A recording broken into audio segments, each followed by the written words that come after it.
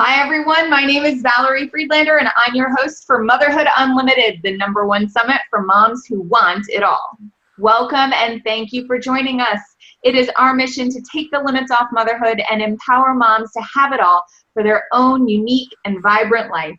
We believe that when moms learn to create where, who, and how they want to be, their happiness and overall life satisfaction increases and they become inspired and inspirational for their children and each other. Today's topic is Lighten Up. Our expert is Isabelle Gagnon. I invited her to share with you because of her work inspiring wellness and healthy lifestyle for women in the corporate world. Thank you so much for being here, Isabelle. Appreciate it. Thank you, Valerie, and thanks for inviting me. Always love to share. Awesome. So before we get started, let me tell you a little bit about Isabelle.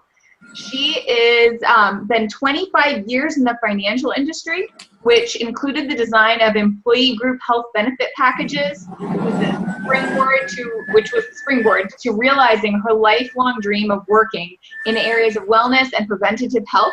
After receiving her health coach and certified lifestyle educator designations, Isabelle formed her practice, Isabelle-Lifestyle, left her native Canada and moved to Los Cabos in 2007. Alone in a new country with a brand new language, fueled by her passion to help inspire the Mexican population to improve its state of health and well-being. Aside from seeing clients one-on-one in her private practice, Isabelle enjoys the corporate wellness aspect, speaking to small and large incentive groups coming to Los Cabos. Current projects include the design expansion of a menu of fresh, healthy, deliciously nourishing meals to be picked up or delivered in order to meet the fast-growing demand of people looking for healthy food alternative to help them make changes to a healthier lifestyle. So awesome. That sounds fabulous. So let me start off by asking you, tell us a little bit about your journey to taking the limits off of motherhood. Well, I'll go back, way back, because my daughter's going to be 36 next month. But seems like it's yesterday. But when Vanessa was very young, and I was in the banking field at the time, I tried to stay at home mom. And it didn't work well. Actually, I used to open the door with one rag in one hand because I was constantly cleaning because I didn't know what to do. And finally, my husband at the time and my daughter, who was like 4, said, "Mom, you need to go back to work because you're driving us crazy." And also at the time, I read a quote that stayed with me forever. It was a woman who climbed Mount Everest and all these very big mountains. That was interviewed by a journalist that said to her, "Don't you feel that you should be feeling guilty to put your life in jeopardy? And so if something happens to you, you will leave 2 orphans behind." Of course, they don't ask this to men, just to women. And she answered, "You know what? My kids get the best of me when I do what I love." So that really stayed with me as a confirmation of I was a better mother when I could really be at my best doing what I love. It's a question of quality versus quantity of time. I have always admired the women. We each have our own choices for our own reasons, and there's mothers like my daughter, mother of 4 kids, who is amazing at home. She's homeschooled. She's done a whole bunch of things. She's into crafts and so on. And so we're all different, and we all need to embrace who we are without guilt. Yeah. So on that, I started a 25-year journey in the financial field, enjoying it along with my daughter, raising my daughter, and eventually became disconnected with what I did. I believe that if you can't give the best of what you are in what you do, then you need to go. And often that represents a lot of challenges because it means, upheaval at times, taking some risks, but I believe it's you live better and you're happier. So 11 years ago, I left the financial field because I was, for the last 10 years of my career, absolutely fascinated by wellness and health and fitness and so on. And I always tell people, if you want to know what you're passionate about, look at what you read or listen to after hours if you're working, or when the kids are in bed if you have kids at home. So when I closed my office door at my investment firm, I used to have my nose into magazines and books and everything that I could find about health and wellness. So I had to make a big decision to left a successful career. When a lot of people tell me you're making a mistake, you have a career in the banking world, and no, like I'm not serving myself or the world right now because my heart isn't in it. Yeah. So it's not that I'm a late bloomer. Like in my mid-40s, I did a total career change. And when I was finished with that designation, if that wasn't enough, I moved to a new country. I didn't know Spanish at all, didn't know anybody, and I decided I was going to be there for the Mexican population to help and inspire them to change their lifestyle. Wow. So, yes, it was gutsy, but it's been an amazingly fulfilling journey. Yeah, absolutely. Oh, I love that. I so relate to what you're talking about, because I too was in the corporate world, and I just, after having children, I realized it wasn't fulfilling. You know, I wasn't a stay-at-home mom. I knew that wasn't part of who I was, but it was so important for me to do something that fulfilled me. So I love that you did that. Now, I know that a lot of the moms listening may be working in corporate, mm-hmm. and struggling with the balance of life in motherhood now with a corporate career. I would love to hear more about how we can lighten up. Well, first of all, we have a lot. We're our worst enemies sometimes, or I wouldn't say sometimes, most of the time, us women, because we think that we need to know to do it all. You know, we need to be the perfect mom, the perfect woman, the perfect partner, the perfect work. And so we take on so much. And one of the things that I've learned that has been a blessing since moving to Los Cabos is I've simplified my life greatly. I've greatly simplified my life. And it started with getting rid of stuff. Mm-hmm. I've gotten rid of so much stuff that I'm calling it now traveling light. And so when you travel light, because by the way, stuff we have is very energy draining. We don't realize it.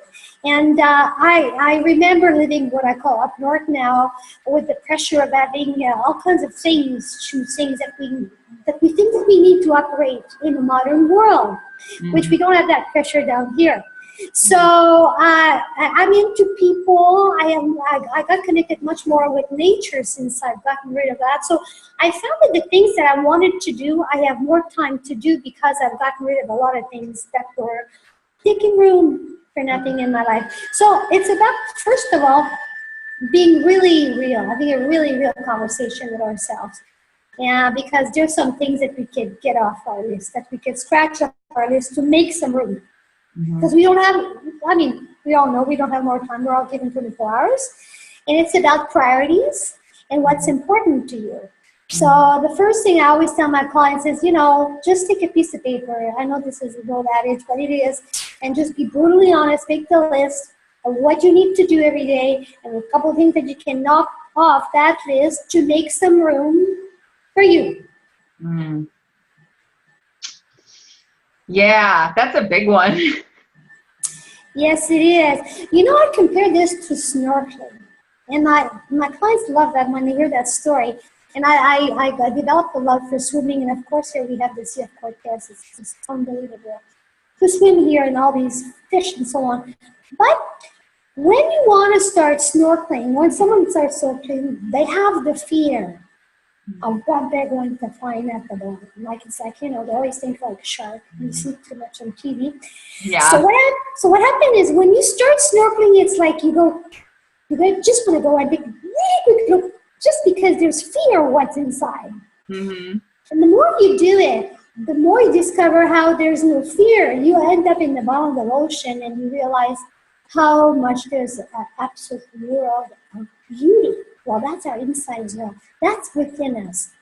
We have inside a world of amazing, you know, dreams and wants and feelings that a lot of us suppress, especially us women, because as we get into a partnership, we get married and we have children, we're the third wheel. Like we come after everybody.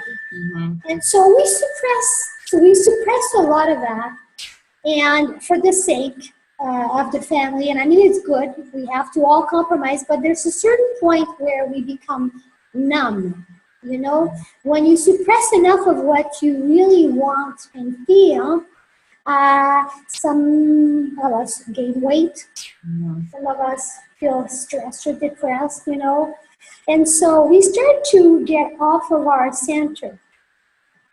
And the thing is, even though we know that there's wants and things we feel inside, the fear is not to take the steps, is the impact on taking these steps on our lives and the people within our family. So, but it does, you know, it doesn't work any other way.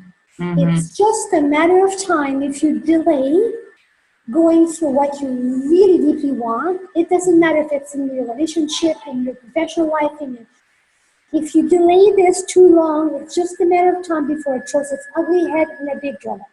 And this is for everyone. Yeah, absolutely. I mean, it's so easy to get caught up in the stuff, you know, like the minutia of the day. I definitely saw that when I was trying to balance so many pieces of all the hats that I was wearing, you know, like, all right, what hat am I wearing right now? Whose hat is more important? And it was like somehow the person wearing the hat got lost in all the hats. You know, I guess maybe that's the idea of the Mad Hatter, right? Yes. Like, I'm mad because I have too many hats. No. But also, you know, that's another thing that we don't do well is we don't communicate at the beginning of our relationship. We enter in a relationship with a partner, we're getting married. You know, we do marriage contracts for the financial side. We spend so much time and money planning our marriage, but we don't really, very small minority of us that have what I call the very honest conversation. And that's never too late to do it. I have done that with people that have been married 30 years and people that are very young. And it goes like this. You're sitting with your partner and you say, okay, you know what? We have to be brutally honest here with what we need to be individually at our best. Because, you know, things are, if you're already, you know, in a relationship and you're having challenge, making it all work, you go, okay, so you're going to start, let's say, Valerie, you're my husband, and we'll start, and I'm going to ask you, please let me know what you need to do to be at your best as a person. Because we come in as a couple whole. Our partners are not complete as they are complement. So what do you need to do individually to be at your best? And then I'm going to zip it. And I want you to tell me everything, even the things that you think that I might not like. Of course, there's boundary. I'm not talking about going with the neighbor here. I'm really talking about the things that, you know, habits with friends, at home, fitness, and everything. And then you're going to listen, and you're not going to make any comment. You really need to hear it. And then it's going to be your turn. And you need to be totally honest as well. You have to put the fear in the drawer and go, you know what, I got to go for this because we need to let it out. And it's done in a very loving way. This is not an attack. It's not about judging. It's really about we need to figure things out. Once you've both done that, the deal, which is called actually a consideration agreement. One of my friends that named that conversation that I make, which is called the consideration agreement because it's called being considerate. And the deal is to agree to not, my God, I lost my word here. It's to agree to support and the other person's need. You don't have to buy in. You don't have to agree that it makes sense or not. It's not about that. It's really about to agree to support their need. Yeah. And because if there's no deal, you're going to be ending up nagging, feeling victim, feeling frustrated. And I go as far as saying that if you don't agree to support someone's need for certain things, there is no deal. Mm-hmm. And that means that, you know what, there is some relationship we wouldn't have entered if we would have had this conversation at the beginning of it. And you know what, Valerie, this stands as well for friends, for friendship, and even with our children as they grow. We really have to learn to respect people's individual needs to do their best. And the result is, if I'm at my best, physically and mentally, that I can work out at the time that is best for me, that we've organized and made that work, that I eat a certain way, that I meet my friends every other week, and whatever it is, I'm going to end up being a much better partner, a better parent, better at work, better at the community.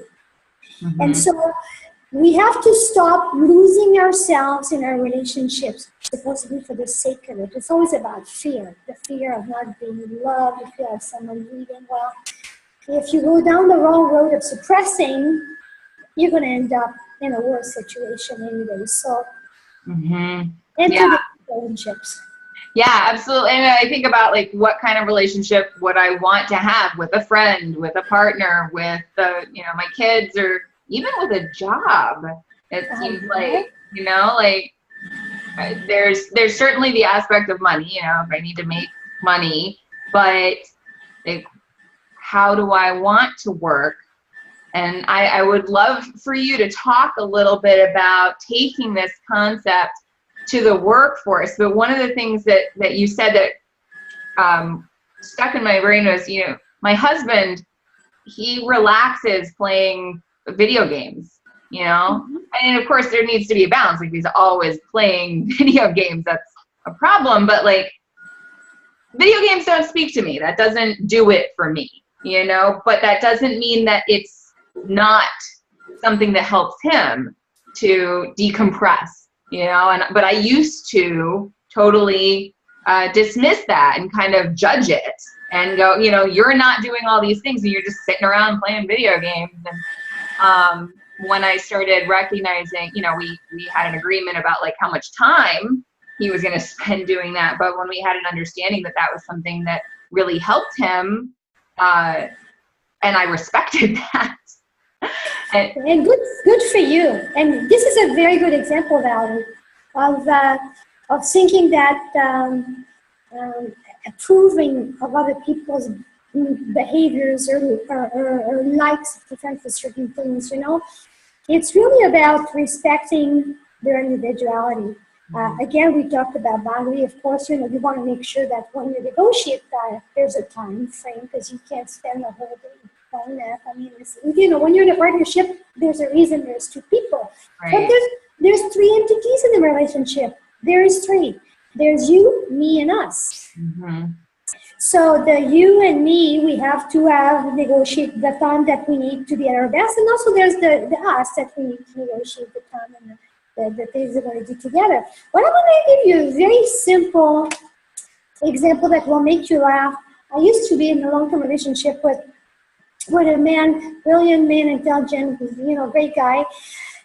But every time we left to go for dinner, and I'm a lip gloss girl. I love lip gloss. Period. It's me. I love lip gloss, and I wear it all the time. So every time we would go, he would say, "Why do you have the need to put lip gloss? We're going to eat." And I go, "What's with you? What is it for you anyways? Like, why does it bother you?" And you know what? That created really challenging situation. It's just a small thing. Imagine arguing over something that small. But it's really about control. We seem to have an idea of how people should behave according to our rule. Well, who's that? Who has died and made us, put us in charge, like we usually say? So we create our own stress and our unhappiness most of the time by wanting to control our world around us. No? Yeah, definitely. So now I would love for you to take a little bit of this into how could we utilize this concept in our work life? as moms, you know, especially new moms trying to figure out that like baby and work and, you know, that balance? Well, first of all, we need to be honest with our employers, because if you are a mom getting into the workforce for the first time, you know, you need to know what is expected of you. And you also need them to know how you're going to be able to function with that. If you have special need, if you have special times and so on, to see if that can gel. Because for you to accept the structure deep down knowing that ain't going to work, you're not going to be happy. It's going to create undue stress, and you're going to end up living in maybe not so much, you know, of a good relationship. So it's really about being honest with ourselves and then finding the work that will make it work, that will create stress, because you're not supposed to go to work as a mother to be stressful. You're supposed to go to work because you have something you want to do, whether it's to increase your income, but also because you want to be out there, you want to be serving, you want to have a purpose, you know? So it has to be enjoyable. And so at work, I remember for me, I left a banking job because the culture was against my value. And I had started there, and you know, you don't talk about these things when you start, but the manager, there was it's just a very quick example, there was a voting day where we could vote, and we could have a couple of hours to go voting, and I was a mother of a little kid, and I didn't want to go after hours because I had to pick up my daughter. That's cool. And there was a lot of the other people working with me, mother, that were the same boat. So when we asked if we could take turns, manager, to go and vote, and we would just cover each other, he said no. He said, no, you can go after hours. I don't care if there's a law here. My law was, my rule is like, even if you have the right, there's no right for not doing this. And I left the next day. I had been working there for 2 years, and I was upset because, not only because, you know, for me, I could have voted. It was a problem with Vanessa after hours, but because for me, it was just a lack of respect for people's rights. And for me, when I grew up, my number one value that was instigated in me by my mom was respect. And respect for me is number one. And respect in relationships at every level. And if respect isn't there, I'm gone. There's no deal. It stops right there. And actually, I compromised that over the years, because when you're young, you know, you do things because you're scared of not being accepted or loved, and it never paid off. It never paid off. So at 58 today, for me, I have learned to stand really, really strong by our respect, and it's a zero tolerance. There's just no deal. There's no respect, there's no deal. Yeah. Well, I love what you're saying about values and knowing your values in terms of the decision making that you do, you know, because like, if your value, it makes perfect sense that if your value is respect and you're feeling disrespected, you would feel bad. And then, you know, that if you tolerated that, it would continue to feel worse and worse. And then mom guilt slides in because, you know, you're not feeling good with the decision. And yeah, I mean, I hear about so many moms going through that. But then if you think about, well, actually higher than that value, maybe my family. And it feels like right now I need to support my family, and this is how I'm doing it.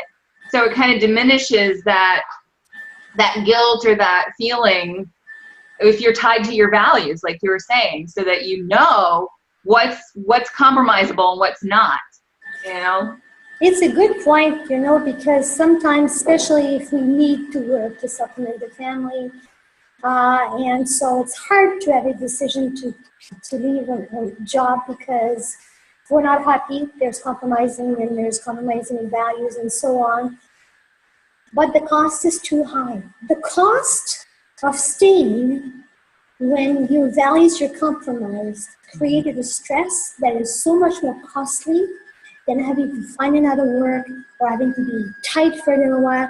I am telling you, through the years, I learned that in my own expenses. It just is not worth it. It's not worth it. Yeah. Well, and I've seen so many people who that what you're talking about with the way it affects you and your productivity and your ability as a manager. I've watched that sort of thing happen, and we end up letting that person go. So it's like you can choose to either decide for yourself or, you know, make somebody else decide for you, which is, you know, even less, that's the more victim space and like making the choice, like you're saying, to own your life. Yeah, and you know what's interesting? Makes me think of something.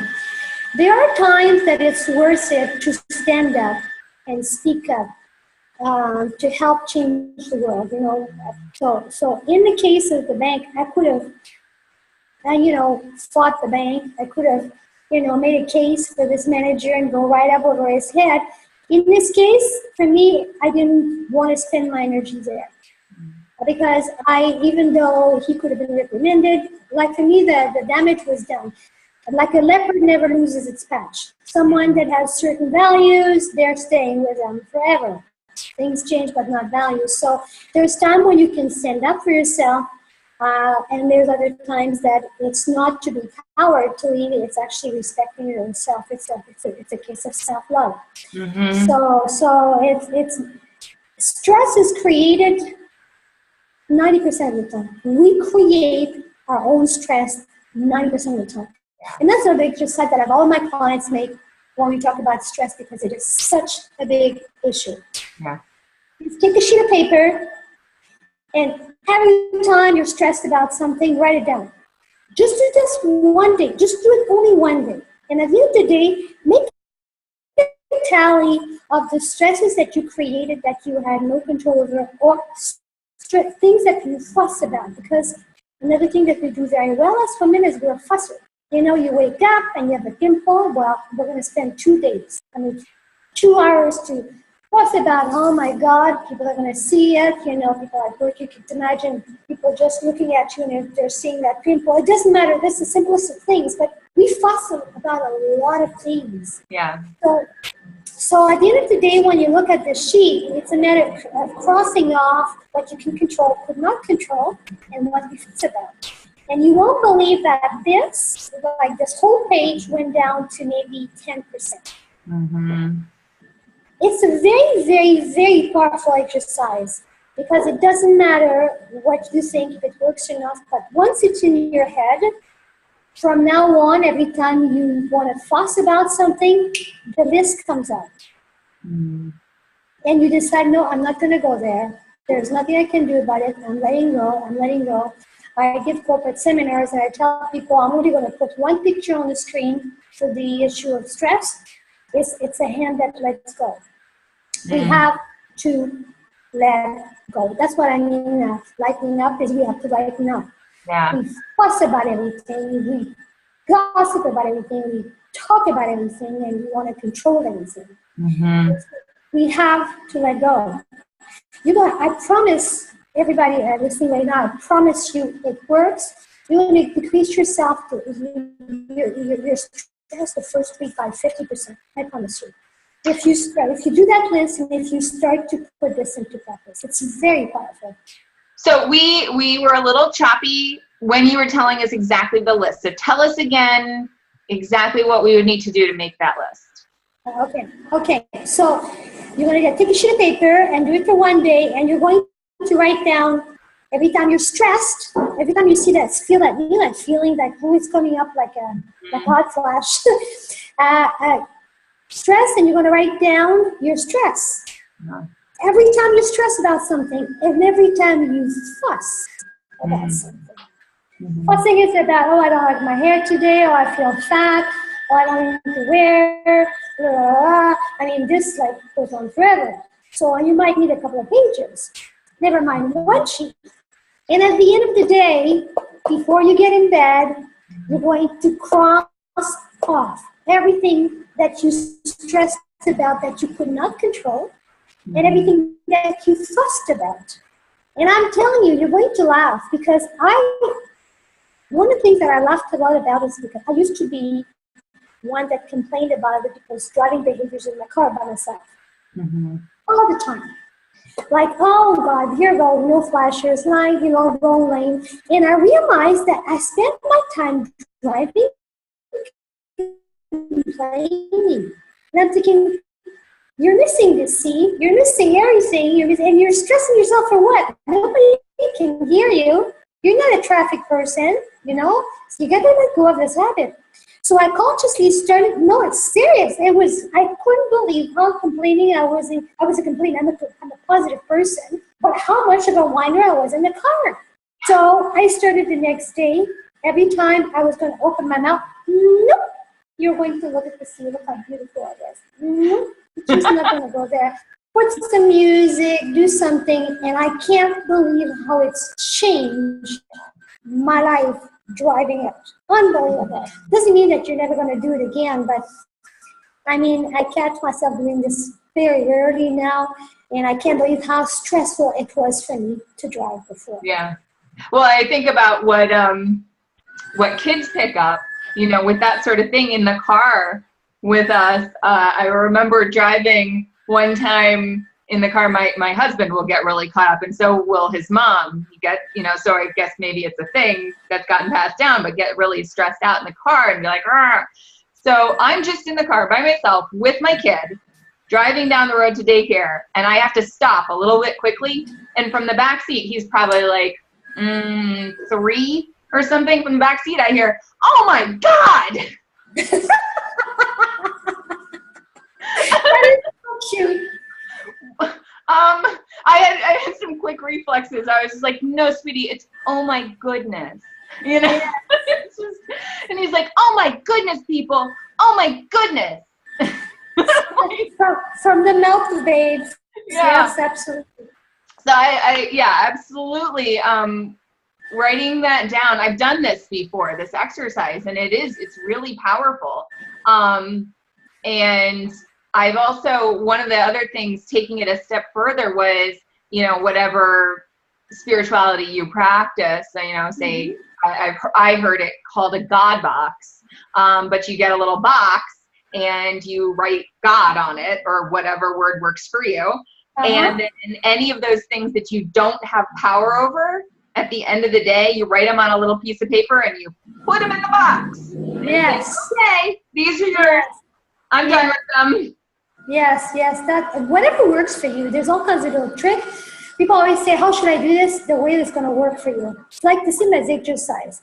People always ask me, "Oh, what should I do for exercise? Like, I don't like to go to the gym." Do what makes you have fun. Do something that is fun. Like if it's belly dancing, have some kind of pole dance, whatever it is. If you do something that you enjoy, you're going to stick to it. Yeah. And talking about mom and busy life and wanting to exercise and never finding the time, just pick the time that is going to work best for you, and it's going to be hard to go out because times where you have not slept well because the baby was great. It doesn't matter, women, when we have children, I'm sure, Valerie, you're going like this. Yeah. You have a whole list of reasons why you can't go because there's other people that depend on you or you're tired because you did a lot for them. Yeah. It's a vicious circle. In order to be at the top of your game as a mom, as a working mom, as a mom that is busy with a whole bunch of things, driving kids around and so on, you need to be at your best physically. There's no other way. So we breathe, eat, drink, sleep, and exercise. And that's a lifestyle. That is like non-negotiable. And you have to make it work. Now, you have to talk to yourself.